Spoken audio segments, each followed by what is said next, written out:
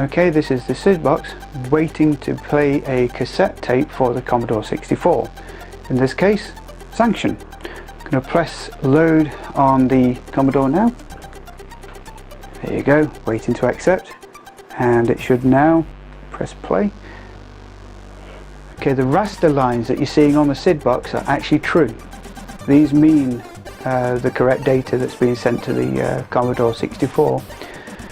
In a moment you'll see that the screen is going to display the actual game, which is there. This pulls the information from the actual SD card, a pre-render as you like.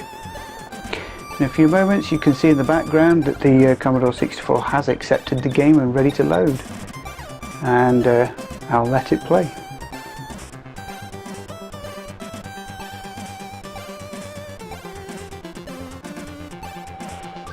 To get this to work, the SidBox plays the sound right down through the piece of wire into an adapter that I've made, and the adapter is for the Commodore 64, and this will then allow the C64 to listen to the sounds from the SidBox. As you can hear, the game is now loading in the background.